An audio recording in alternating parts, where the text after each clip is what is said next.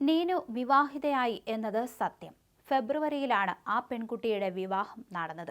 എന്നാൽ സമൂഹ മാധ്യമങ്ങളിൽ പറയുന്നത് പോലെ അത് കെവിന്റെ വീട്ടുകാർ നടത്തിക്കൊടുത്ത വിവാഹമല്ല.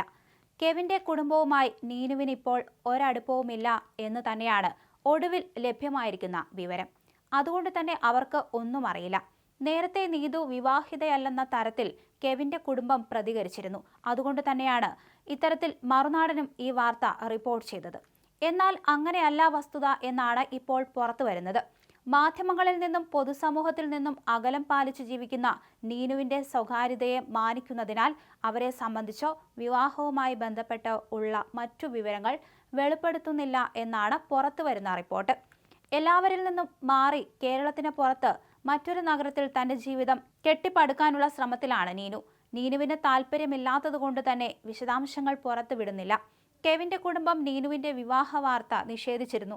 തുടർ അന്വേഷണത്തിലാണ് നീനു ഫെബ്രുവരിയിൽ വിവാഹിതയായെന്ന് വ്യക്തമാകുന്നത്. മുൻനിര മാധ്യമങ്ങളും ഇക്കാര്യം സ്ഥിരീകരിക്കുന്നുണ്ട്. കെവിൻ, നീനു എന്നീ പേരുകൾ മലയാളികൾക്ക് എന്നും ഒരു നോവാണ്. കേരളത്തെ നടുക്കിയ ദുരഭിമാനക്കൊലയുടെ ഇരയായിരുന്നു കോട്ടയം സ്വദേശി കെവിൻ. നീനുവിന്റെ സഹോദരനും സംഘവുമാണ് കെവിനെ ഇല്ലാതാക്കിയത്. 2018 മെയ് 28-നാണ് പുഴയിൽ നിന്നും കെവിന്റെ മൃതദേഹം കണ്ടെത്തിയത്. കെവിന്റേത് ദുരഭിമാനക്കൊലയാണെന്നും കെവിന്റെ ഭാര്യ നീനുവിന്റെ സഹോദരനടക്കം 10 പേർ കുറ്റക്കാരനാണെന്നും കോടതി കണ്ടെത്തിയിരുന്നു. നീനുവിന്റെ പിതാവ് ചാക്കോയടക്കം 4 പേരെ വെറുതെ വിടുകയും ചെയ്തിരുന്നു.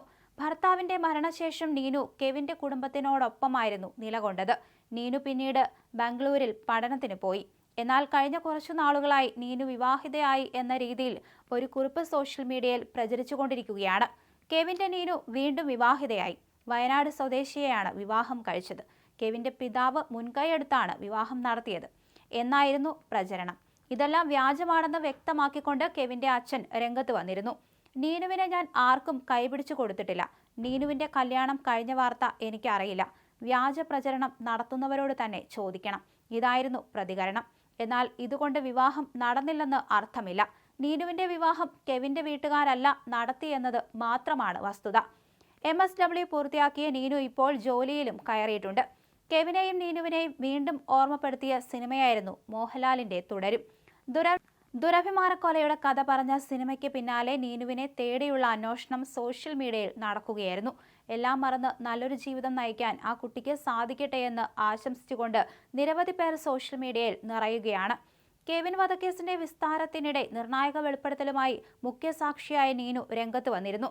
കെവിൻ കൊല്ലപ്പെടാൻ കാരണം തന്റെ പിതാവ് ചാക്കോ ജോണും സഹോദരൻ സാനുവുമാണെന്നും ജാതിയിൽ താഴ്ന്ന കെവിനൊപ്പം ജീവിക്കാൻ അനുവദിക്കില്ലെന്ന് ഭീഷണിപ്പെടുത്തിയെന്നും നീനു ഇവരുടെ സാന്നിധ്യത്തിൽ കോടതിയിൽ മൊഴി നൽകിയിരുന്നു.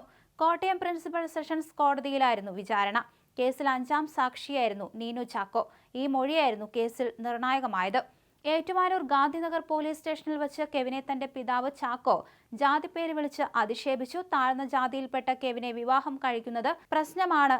അതുകൊണ്ട് തന്നെ ദുരഭിമാനക്കൊലയാണ് നടന്നത്.